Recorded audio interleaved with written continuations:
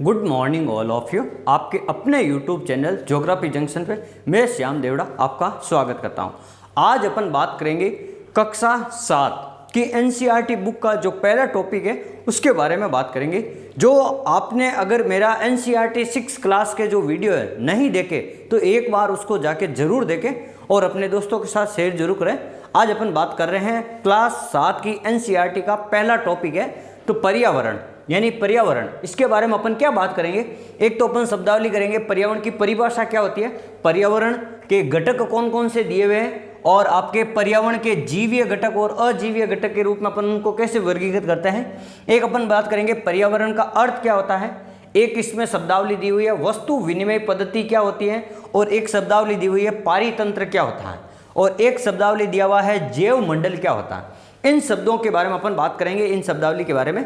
तो आप हमारे वीडियो में बने रहें और लास्ट तक जरूर देखें ताकि आपको पूरा वीडियो समझ में आ जाए कौन कौन से कंटेंट है और कौन कौन सी जो शब्दावली है किस प्रकार से हमने उनको परिभाषित किया है। तो मैं आपको व्हाइट बोर्ड पे समझाने का भी प्रयास करूंगा, तो आप सबसे पहले जरूर सुने। देखो परिभाषा क्या होती है, ये पर्यावरण क्या है, ये जैसे मान लो आपका पर्यावरण लिखा हुआ, पर्यावरण मुख्य रूप से दो शब्दों से मिलकर बना हुआ, एक शब्द होता परि और एक होता है आपका आवरण। परि और आवरण, परि का अर्थ क्या होता है यानी चारों ओर, कौन सा, परि का अर्थ होता है चारों ओर, और आवरण का अर्थ होता है ढका हुआ यानी हमारे चारों ओर का। पर्यावरण का अर्थ है दो शब्दों से मिलकर बना है, परि प्लस आवरण, और इनका मतलब होता है परि का होता है चारों ओर और आवरण का मतलब होता है ढका हुआ। हमारे चारों ओर जो भी आवरण हमें दिखाई देता है या हम महसूस करते हैं उसी को अपन क्या करते हैं पर्यावरण। और पर्यावरण में जैविक घटक अजैविक घटक दोनों परस्पर मिलकर अपना समन्वय बनाकर रहते हैं, वही क्या है आपका पर्यावरण है। तो आपको ध्यान रखना पहली बात तो परिभाषा मैंने आपको बता दिया, परि यानी हमारे चारों ओर के वातावरण में जितने भी जो घटक पाए जाते हैं उन्हीं को अपन क्या कहते हैं पर्यावरण कहते हैं, पहली बात। और इनका अर्थ भी क्या हो गया ये मैंने अर्थ बता दिया। पर्यावरण जो शब्द है, पर्यावरण शब्द है जो आपके ग्रीक भाषा के एनवायरमेंट शब्द से लिया गया है, जिसका अर्थ क्या होता है पड़ोस, यानी हमारे चारों ओर। पड़ोस का मतलब क्या था, हमारा पड़ोसी। तो देखो पर्यावरण का अगर हिंदी में अगर शाब्दिक अर्थ पूछा जाए, परि प्लस आवरण शब्द से जिसका अर्थ होता है चारों ओर से ढका हुआ। और अगर पर्यावरण किस शब्द से बना हुआ, एनवायरमेंट, ग्रीक भाषा के एनवायरमेंट शब्द से बना हुआ, जिसका अर्थ एक क्या होता है इसमें दिया हुआ किताब में पड़ोस, यानी हमारे चारों ओर। पड़ोस का मतलब हमारे पड़ोसी, हमारे चारों ओर का आवरण किस प्रकार का। तो हमने पढ़ा परिभाषा, पर्यावरण की परिभाषा और पर्यावरण का अर्थ। अब अपन बात करेंगे पर्यावरण के घटक, और पर्यावरण के मुख्य रूप से घटकों को अपन दो भागों में पढ़ते हैं, एक प्राकृतिक घटक होते हैं और एक मानवीय घटक होता है। यानी मानव द्वारा भी पर्यावरण को प्रभावित किया जाता है और प्रकृति भी पर्यावरण को प्रभावित करती है, और दोनों आपस में किस प्रकार से समन्वय बनाकर रहते हैं या अंतर संबंधित रहते हैं। तो देखो सबसे पहले बात करते हैं पर्यावरणीय घटक में प्राकृतिक घटक कौन कौन से। देखो पर्यावरणीय घटक में प्राकृतिक में एक तो आता है वायु, और वायु जो घटक है इसको अपन क्या कहते हैं वायुमंडल के अंदर पढ़ते हैं। वायु का मतलब है वायुमंडल, यानी जितनी भी जो गैस हैं इन सब के बारे में अपन पढ़ते हैं तो वो वायुमंडल के बारे में पढ़ते हैं। वायुमंडल की 5 परतें होती है, शोभ मंडल होती है, समताप मंडल होती है, मध्य मंडल होती है, आयन मंडल होती है, और ब्रियो मंडल या ताप मंडल इसको कहते हैं। तो ये 5 परतों में जो शोभ मंडल है वहाँ पर गैसों की अधिकता रहती है और उन्हीं को अपन क्या कहते हैं वायु क्या गैसों के रूप में है। तो ये ध्यान रखना, आपकी वायु का मतलब है वायुमंडल में गैसें रहती हैं। फिर अपन बात करते हैं जलमंडल जो प्राकृतिक घटक है, और जलीय भाग, पृथ्वी पर जो भी जलीय भाग है, चाहे नदी है, तालाब है, नहरें हैं, समुद्र है, महासागर है, ये सारे जलीय भाग, इसी को अपन क्या कहते हैं जलमंडल के रूप में अपन इनको पढ़ते हैं। कौन से मंडल में पढ़ते हैं, जलमंडल के रूप में पढ़ते हैं। ये भी एक प्राकृतिक घटक है जल भी। जैसे अगला प्राकृतिक घटक है स्थल यानी ठोस भाग, और ठोस भाग क्या होता है, ठोस भाग आपका इसको अपन पढ़ते हैं स्थल मंडल के बारे में, स्थल मंडल के रूप में। स्थल मंडल में अपन क्या पढ़ते हैं, जैसे पृथ्वी की जो ठोस सतह है इस पे जो पाए जाने वाले जैसे महाद्वीप है, महाद्वीप स्थल पर जो ठोस भाग कौन से जो आपके 7 महाद्वीप है उनको पढ़ते हैं स्थल रूप में। तो ये हो जाएंगे आपके प्राकृतिक घटक के रूप में, मोटे रूप में आपके वायु, जल और ठोस या स्थल भाग। फिर अपन बढ़ते हैं मानव निर्मित जो घटक कौन कौन से, जैसे मानव द्वारा क्या इमारतें, बड़ी बड़ी बिल्डिंगें बना देना, ये क्या है? बड़े बड़े जो भवन बना देना, ये क्या है? ये सारे क्या मानव निर्मित है। पुल यानी नदी के ऊपर पुल बना देना, और पार्क, कई सारे गार्डन बना देना, बगीचे बना देना, सड़कें बना देना, राष्ट्रीय राजमार्ग और राज्य राजमार्ग, अपन कह सकते हैं जिला स्तरीय सड़कें और ब्लॉक स्तरीय सड़कें। फिर उद्योग, जितने भी उद्योग धंधे हैं। फिर अपन बनाते हैं स्मारक, कुछ शहीदों की याद में अपन स्मारक बनाते हैं।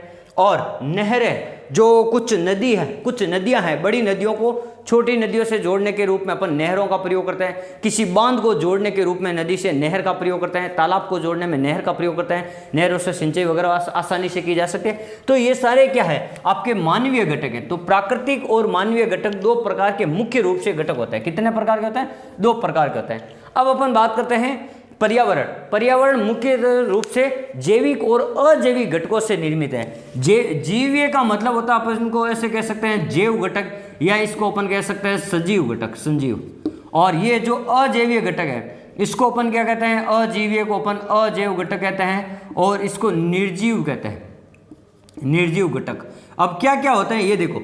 सजीव जीवीय घटकों में पृथ्वी के ऊपर पाए जाने वाले समस्त पेड़ पौधे और मानव या जंतु वर्ग आता है, प्राणी वर्ग आता है। पेड़ पौधे और प्राणी वर्ग, प्राणी वर्ग में चाहे जीव जंतु भी आ सकते हैं और मानव भी आ सकता है। फिर अपन बात करेंगे अजीवीय घटक, जैविक घटक, जैसे ताप है, दाब है, वर्षा है, प्रकाश है, सूर्य का ताप है, ये सारे क्या है? अजैविक घटक है। स्थल भाग है, ये क्या है? अजैविक घटक है। इसको आपको ध्यान में रखना, जिसमें जल, प्रकाश, वायु, ताप, ये सारे आ जाएंगे आपके। फिर अपन बात करेंगे तो वस्तु विनिमय पद्धति। अब वस्तु विनिमय पद्धति क्या है?